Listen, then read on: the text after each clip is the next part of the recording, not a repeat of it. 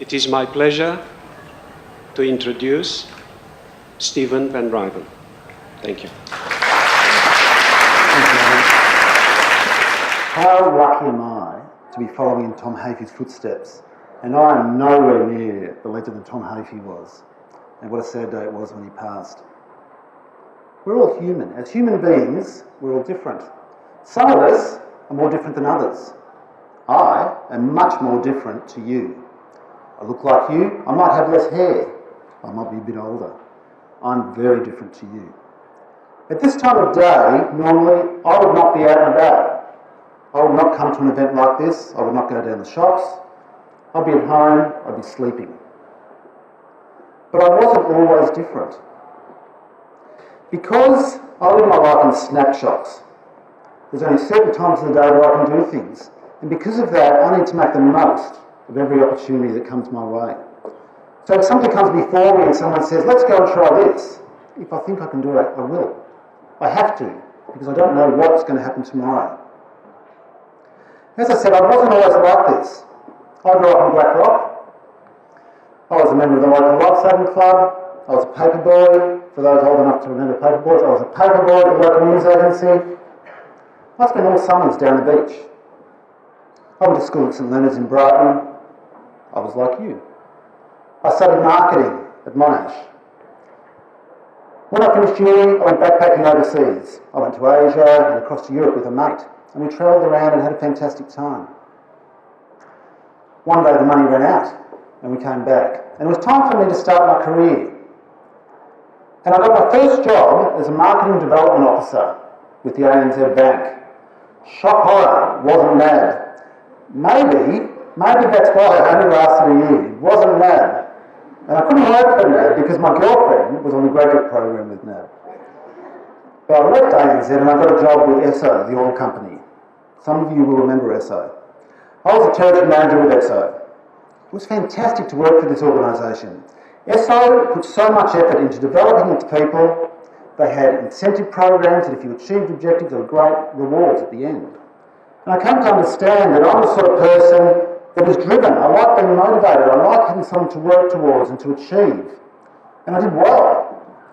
I went over to Canada as part of the incentive program, and I skied Whistler. I got a trip to the Greek islands with Esso. I was married when I was 24, and we received a transfer into state with Esso. We lived in Adelaide for 2 years, and at that stage, Esso sold out to Melbourne. We moved back to Melbourne, and I got a job with the Colonel, with KFC.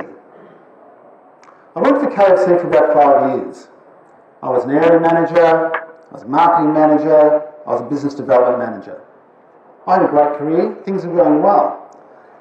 By this time I had a young daughter. My son was about to be born. And I was spending a lot of time interstate. I was in Sydney every week for something.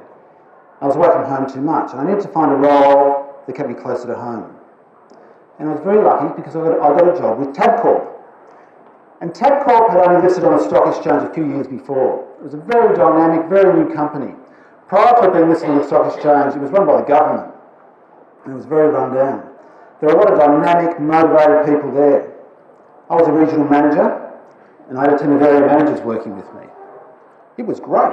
I found my place, I was happy, I was getting great pay, I had great opportunities, everything was good. One day, after about a year, I was in the office in Queen's Road, and I was sitting at my desk at the computer, and I sort of felt dizzy.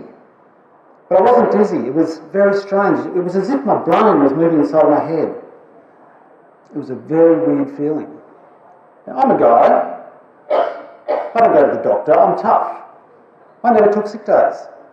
On the way home from work that day, I went to the GP and got checked out because this was so weird. He said, I think you've got an inner ear infection. Take these tablets, take a couple of days off, you'll be fine.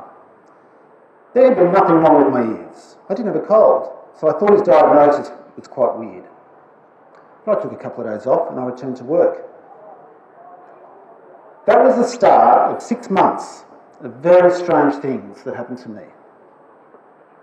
After about a month, I found I was getting very fatigued. The dizziness had gone, but I was getting very fatigued. And the fatigue was like this cloud which would just descend just saps energy from your brain, so it's hard to concentrate, and I was just exhausted all the time. I couldn't sleep, it was just exhaustion. I went back to the doctor, and I told him, I'm just so exhausted all the time. He said, you're working too hard, take a couple of days off. So I did that. Took another couple of days off. I returned to work, and I was still exhausted. But he said I was okay, so I kept working. I then started having problems with numbness that started at my foot, and it worked its way up my left leg, and it stopped at the centre, like there was a line down the middle here, and up to my chest. I went back to the doctor. Now I was exhausted, and I was numb. He pricked me with a pin. He said there's nothing wrong. So I kept working. As you do, you keep going. You keep doing it. And I kept working. I loved my job, but I was being less and less effective. It got to the point where every moment that I wasn't at work, I was at home in bed. I was just so exhausted. I wasn't being very effective. I was doing nothing at home. We had 2 young kids. So things weren't going well. I then started having problems with my fingers. My fine motor skills were compromised. It didn't work. I couldn't write. I couldn't hold a pen. I could not sign my name. I had to get one of the secretaries. We still had secretaries then. I had to get one of the secretaries to sign my name for me. I couldn't tie my shoelaces. I was at a conference. I had to get someone to tie my shoes. Very strange. I was numb. I was exhausted. My fingers didn't work anymore. I went back to the doctor. And the doctor checked me over. And he said to me, what are you worried about? A brain tumour or something? I'd felt all along that he thought I was making it up, and this was evidence. He didn't think there was anything wrong with me. He checked me over, and he could find nothing wrong. But I felt so unwell. The strange thing was that I looked as healthy as I do today. When I looked in the mirror, I was fine, and I couldn't understand why I felt so crook, yet I looked fine. To my parents, I looked fine. To the doctor, I looked fine. To everyone, I looked fine. Thankfully, the GP referred me to a neurologist. I didn't even know what a neurologist was. No idea. I saw the neuro 2 weeks later. I wasn't worried about anything. My wife didn't even come. I went along and I was hoping he'd give me some tablets or something to make me feel a bit better. Within a couple of minutes, he said, I think you've got MS. I think you've got multiple sclerosis. I knew nothing about MS. The following day I was put into hospital and I had an MRI of my brain, my head. And what that showed was that on the nerves coming out of the brain, there were these little white dots on the nerves. And that's the first sign of MS. I then had a lumbar puncture. The lumbar puncture is a horrible thing. It's where they take fluid out of your spine. And that showed up that my immune system was doing strange things. That's the second sign of MS. The doctor said, look, take 6 weeks off work and hopefully you'll be okay. I still didn't know anything about MS. So I went off work and I contacted MS Australia. And this was all I knew about MS. I knew this logo. I didn't know anything else. I'd heard of the MS Readathon. But I rang MS Australia and they told me a bit about MS. They also sent me a kit. And while I was off work, I attended introductory sessions to learn a bit about it. And I'll tell you a bit now. I'm a marketer. I'm not a doctor, so it's in pretty basic terms that I can understand. MS is a disease of the central nervous system. It's an autoimmune disease like lupus, celiac disease, type 1 diabetes. These are all autoimmune diseases. They occur when the immune system gets out of balance. So my immune system behaves just like yours does. It protects me from sickness and illness. It keeps me healthy. But sometimes, no one knows why, it gets out of balance and it goes rogue. It starts attacking the body. In MS, when it attacks the body, it actually attacks the nerves. And that's why there were little white dots on my nerves. It attacks the nerves. Now, nerves are like insulated wire. And you have a wire and there's insulation around it, a lot of insulation. It's called myelin. And it protects the nerve, makes sure the signals that the brain is sending out get through clearly. When the myelin becomes damaged, the signals become compromised. So in a normal person, if you want to walk, you don't even think about it. But your brain sends a message to your legs, and the message is something like this. It's, come on fellas, get your act together, we're going for a walk. And off you go. Walking is easy. You don't think about it. In a person with MS, the brain sends out exactly the same message.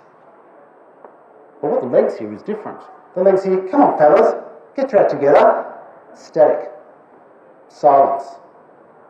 end of transmission. They don't know what to do. Walking stopped being easy. This is so difficult to comprehend when it happens to you, when a part of your body just doesn't function like it always did. There are 23,000 Australians living with MS, 3 times as many women as men. The average age of diagnosis is 30. I was 32. Each time a person has one of these attacks, more damage occurs. So over time, if a person has attacks, they will get worse. Because there's no way of stopping the attacks, there's no way of repairing the damage, and there's no cure. So over time, if a person has attacks, they will get worse. Full stop, end of story. There's no way of fixing it. So it's really important to try and stop the attacks. So I got this information from MS Australia. And you would think you'd be really depressed and unhappy and wouldn't know what to do. But I took the neurologist at his word and I thought, I won't have another episode, I won't have another attack. I'll go off work for 6 weeks and I'll be fine. I wasn't worried about it. I thought, I'll be one of these people that never happens to again. Because that does happen to some people. I returned to work. Within a month, zap! Every time I moved my neck, like this, zap! It was like I got an electric shock down my spine. Zap! It was just horrible. It was as if I put my finger in a power point. So I'd be walking down these stairs, for example, zap! And it was like I'd nearly fall down the stairs. I rang the neurologist. He said, you're having another attack. You've got to go off work. One of the hardest things for me was I was so motivated and I did want to put in, I did want to contribute at work and I really wasn't. And that was very difficult. For the next year, I lived that cycle. I'd go off work, I'd return to work after a period of time, have another attack, go off work again. The attacks just kept on coming. They didn't stop. There's no medication to stop it. It's not as simple as going to the doctor and getting an aspirin. There's nothing to stop it. I tried working part-time. My employer was fantastic. They couldn't have done more. But after a year, I could barely walk. I could barely get out of bed. I couldn't do anything. It was decided that I had to stop work permanently. My son had just been born, and the prospect of me ever kicking a footy with my son was just remote. So, at the age of 33, I stopped work. And my wife and I and the kids, we moved to the country. I was very fortunate that I had very good insurance. We moved to the country because we thought, what have we got to lose? Maybe the peace and quiet will really help. We lived in South Gippsland for 10 years. I was fortunate that a drug came out for MS that was proven to slow it down. And that's what it did. I stopped having attacks. I just had to live with the damage that was on my nerves. I learned that the biggest problem for me is fatigue. I get very exhausted. But with the fatigue, if I manage that, that manages everything else. My balance is not too bad, my fingers are not too bad, my memory is not too bad. Fatigue was the key for me. Each day the fatigue would set in, any time, from the moment I got up to 10:30 in the morning, but it was always there.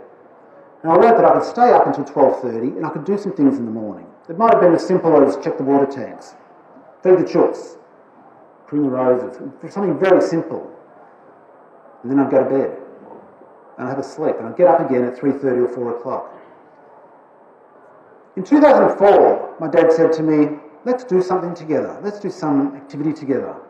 And I thought, I've been pretty stable. I think I can do something if we plan it really carefully. And our activity of choice was pretty ambitious. We chose to climb the Sydney Harbour Bridge. So I had problems with my balance, I walked pretty slow, but I thought I can do this. I certainly couldn't tell the people who run this program that I had MS, because I don't think they would let me climb the Sydney Harbour Bridge. But we flew to Sydney on a Thursday morning, and we climbed the bridge on Friday evening. So we got up there and I had plenty of rest, and we climbed the bridge. And it was incredible. Could I be getting part of my life back? My dad was 70. By the time we walked down off the bridge, I was shaking. I was just so exhausted. And he was shaking because he was exhausted too. So we were a good pair.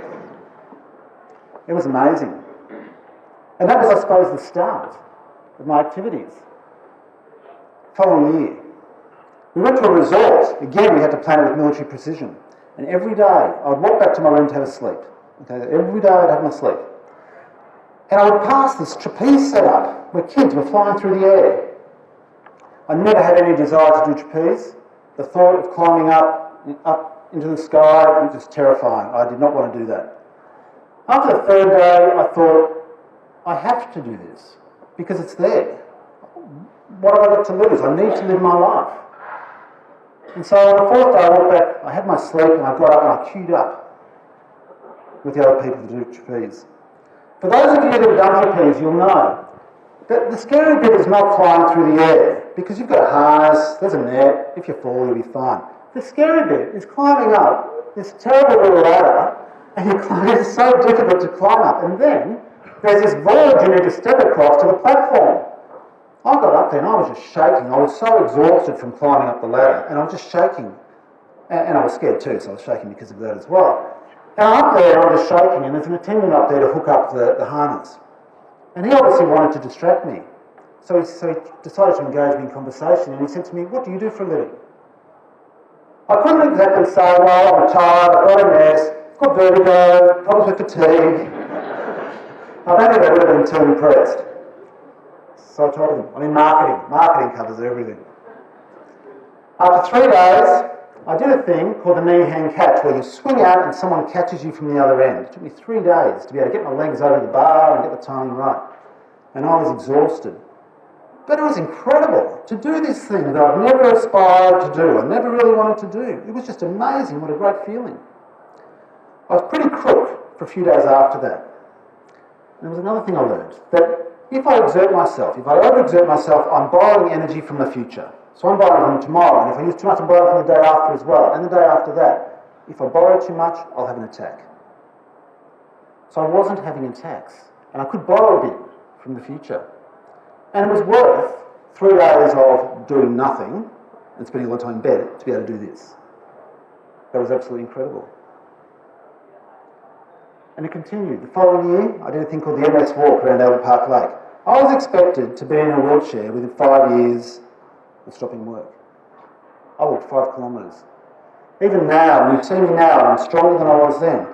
But even now, walking 5 kilometres is a challenge. My legs don't like to walk. They just don't like it very much, which is a bugger.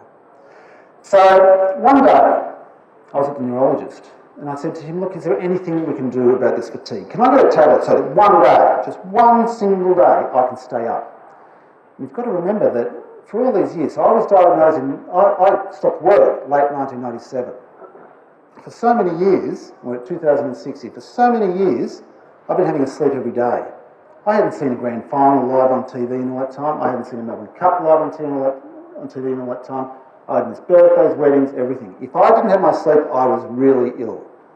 I had to have my sleep. And then the neurologist said, look, there's something we might be able to try. It's a very restricted drug. I might be able to get it. If I can, you'll get a script in the mail. 2 weeks later, I received the script in the mail. And it said, take 1 tablet twice a day. I took it to the chemist, got it filled. The next day I took a tablet. Miracle! Absolute miracle. You cannot believe the joy I felt that I stayed up that day. And I stayed up for the next 4 days because I wasn't giving this up. The problem was that each day I took, I got more tired. But what an amazing thing. There's a photo which I don't have here today, and it's a picture of myself and the kids, and we're at a restaurant having lunch. First time I'd ever been out for lunch with my kids. You know, absolutely amazing. So today, I've taken a tablet. I've taken one of those special tablets. Yesterday I didn't, tomorrow I won't, I'll rest. I can do it a couple of times a week, which is okay. The strange thing of all was, these tablets are out of patent. For this miracle, it cost me $11. $11 for this miracle that changed my life. And that's for 100 tablets. So I've got a lot of days I can stay up. My health was good and I started taking up cycling. I became a road cyclist. I got a road bike. I thought, I can try this, I'll give this a shot. And I put on the Lycra and I started cycling with people and meeting people. And it was great, it really opened up my world.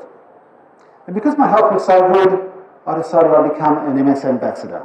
I still had to sleep a lot and rest every day, like I still do. But MS Australia needs people to go around and talk and speak on behalf of people with MS, because people that are really unwell, they're in wheelchairs and have trouble communicating and talking, they can't get the message out. And so they rely on people like myself to do that, who have experienced things and they can go and talk about it. And I became an MS ambassador.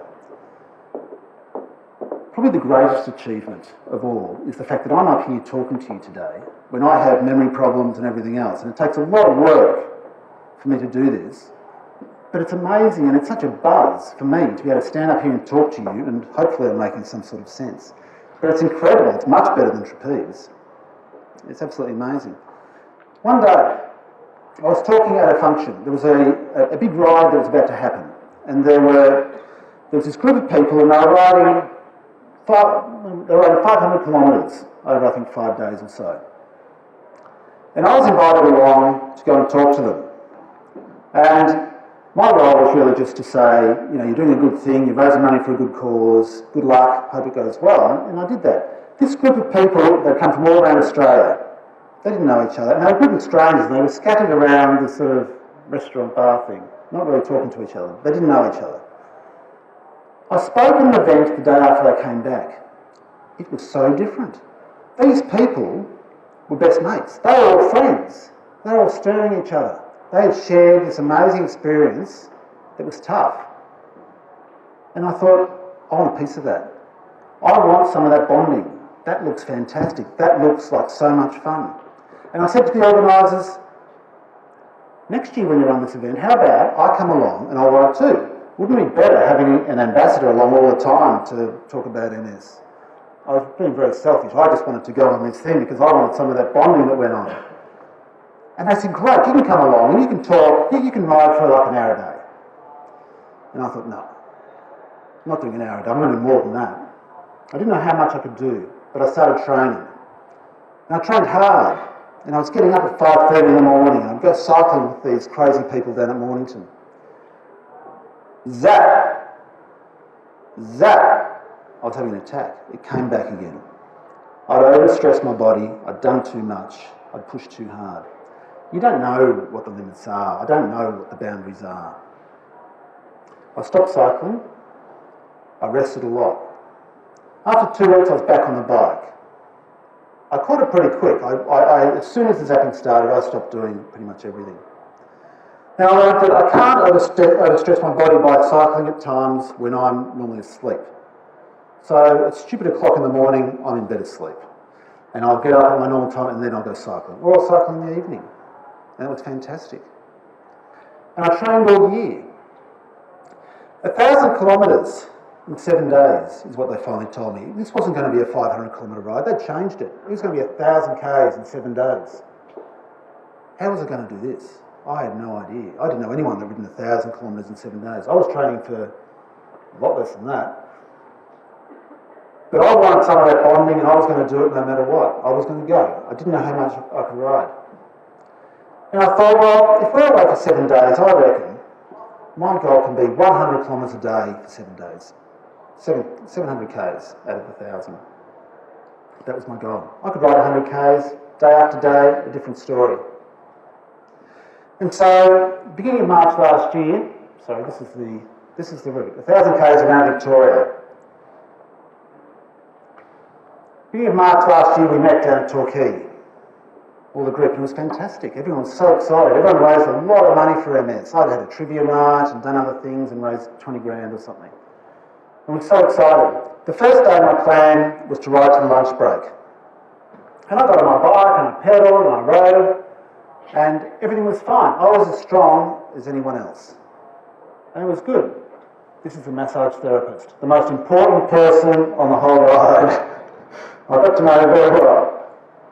I rode to the lunch break and everything was fine. I was good. It was about 120 k's. Had my lunch, I got in the minibus because I thought I'll sleep now, I'll have a sleep. I decided that I couldn't take the fatigue medication on this trip because I didn't know how it would work in my system when I was pedalling so much, when I was exerting myself so much. I didn't know what it was going to do. And you've got to remember, it takes, to do 100 k's, it takes 4 hours. Pretty much always takes 4 hours. So it's a long time that you're exercising. I didn't know how it was going to work with this medication. I hadn't tried it out. So each day I was going to have a sleep without it. I got in the minibus at the lunch break. This was the most horrible minibus you can possibly imagine. It was bumpy, it was noisy, it was hot, it was horrible. I didn't sleep. What was I going to do? I had 7 days of this. How was I going to cope? Because if I didn't get my sleep, I'd be in big trouble. The next day I was fortunate. So the first day I went from Torquay to Ballarat. I went from Ballarat to Bendigo. The stop at Bendigo was a lunch break. That was fine. I was good. The day after that, we went from Bendigo to Shepparton. And that was the stop at a lunch break as well. That was good. Day 3 was the problem. Day 3, we were going to ride 160 Ks. Well, everyone else was going to ride 160 Ks. I hadn't planned on doing that at all. But I thought, how am I going to cope? How's this going to work? If I have to get in the minibus, I'm not going to get any rest. And so my plan that day was to take my tablet. I was going to do it, I was going to risk it. And I knew in my head, I thought, it's going to make me or break me. This could be the end of my trip. I just didn't know what was going to happen. I took the tablet and I rode. The weather that week, last year, I don't know if anyone recalls, but last year there was a week, every day over 35 degrees. And we were riding north, so it was actually hotter. It was so hot. We had to ride from Shepparton up to Yarrawonga and down to Wangaratta on this day, 160 Ks. And we got to Yarrawonga and I was cooking. I was so hot, my brain was just cooking in the helmet. And I didn't know how I was going to cope. And we pulled in to this picnic area for lunch. Next to the picnic area, a kid's water playground thing. Off came the shoes, in I went. And I sat there for about half an hour just cooling off. I think you can probably hear the sizzle as the water splashed over me. And I cooled off and I thought, okay, if I can somehow get water on the rest of the trip and pour it over myself, I might make it. I might be able to keep riding. The minibus was out. So I got one of the support riders to bring a water bottle up to me every 20 minutes. And I'd tip it over my head. And I kept cycling. I rode 160 kilometres that day. Never in my wildest imagination did I think I would ever ride that. And certainly not in that heat. We went from Wangaratta down to Mansfield. And I kept riding. I thought, I'm just going to keep going. I don't know what I'm going to do. The 700 kilometre target, forget it. I'm just going to keep riding. And it was amazing, the bond that we were sharing with these people. As we rode, I became more and more fatigued. And it got to the point where all I could do was eat, drink, go to the toilet, pedal my bike and sleep. I had no brain cells in there at all. They were gone. I was just so exhausted. But it was incredible. I could still do this. I could still balance on my bike. And eventually we rode down into St Kilda on day 7. And greeted by all these people. It was absolutely amazing to think that I'd had this incredible ride. And I didn't ride 700 Ks, I rode 970 Ks over 7 days. And I don't know many people have done that, and I can't believe that I've done that. And I suppose I don't really think about it, you just go and do these things, which is just amazing. I was so lucky to be able to do this.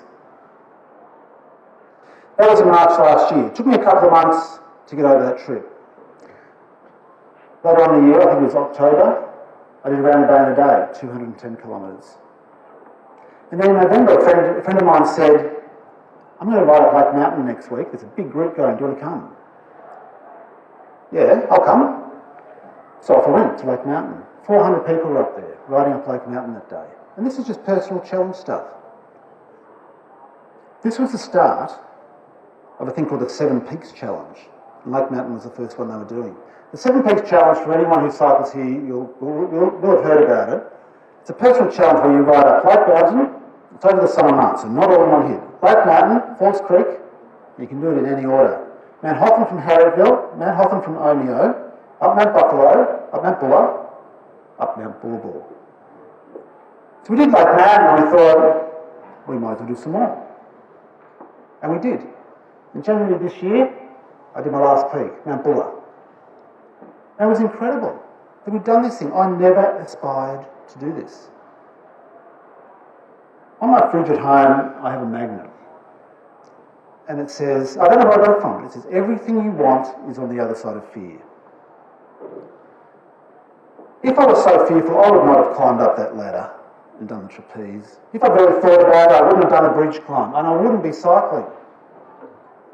If I thought about it, I mean, how many people are so scared of public speaking, and here I am doing this, and it's absolutely incredible. And all I can say is, it's amazing the things that are on the other side. So in closing, I'd just like to say, if you know someone within this, give them a call. Go around and say good day. It's a horrible disease.